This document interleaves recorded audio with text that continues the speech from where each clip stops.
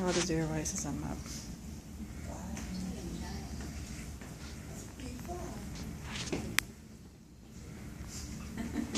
Okay. Are you guilty? Millions of people worldwide do it and make it home safely. Some hear the sound of a siren, see the red flashing lights, and then that person knocking on the driver's side window. You have just been pulled over for suspicious driving. Once you roll down your window, the strong odor of alcohol escapes.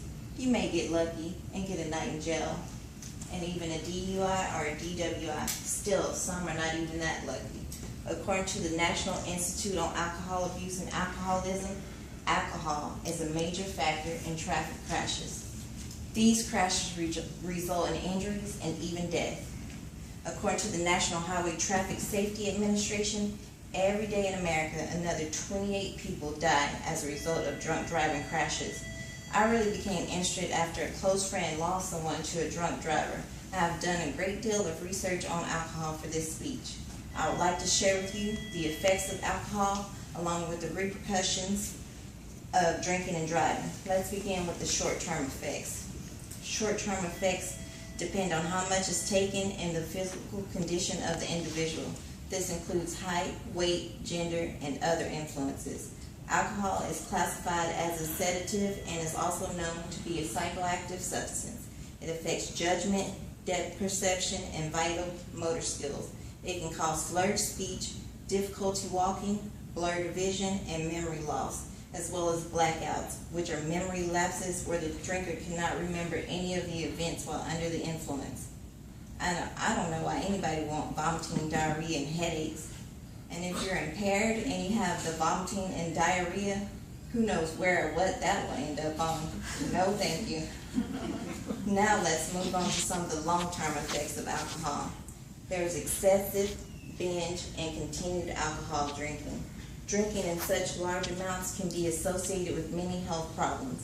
You can become alcohol dependent, get skin problems, and intentionally injure yourself, whether this be domestic violence, sexual assault, or the use of a firearm. And then there are some really terrible effects like liver failure, heart diseases, and certain cancers, including cancer of the mouth and throat. The worst of all this is probably the loss of family, relationships, and even death. And all of this information can be found on multiple websites. I use drugfreeworld.org. And then, if you manage to survive all these things and get caught drinking and driving, there will be legal repercussions. As I mentioned in the introduction, DUI and DWI, these terms refer to operating a motor vehicle while impaired by alcohol or other substances. DUI is an acronym for driving under the influence. DWI is an acronym for driving while intoxicated. A first-time DUI or DWI offense can result in severe penalties: temporary impounding of your car, a fine up to several $1,000s, probation, jail time, and even the loss of your driver's license. And me personally, well, I need my car, I need my money, and I need my driver's license, and I can do without the probation or jail time. And then, if you continue to drink and you get multiple convictions, you can be charged with a felony. And let's not even talk about if you kill someone. You could be charged with manslaughter or vehicular homicide.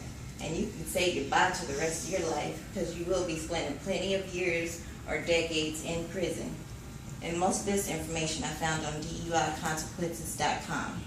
So in conclusion, we've seen that alcohol can have short-term effects, long-term effects, and even some harsh legal repercussions if you get caught behind the wheel.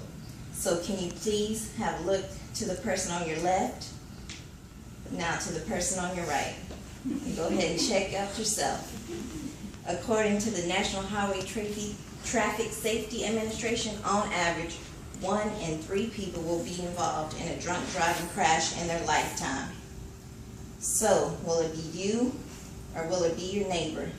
Are you willing to take the risk or are you guilty? The end.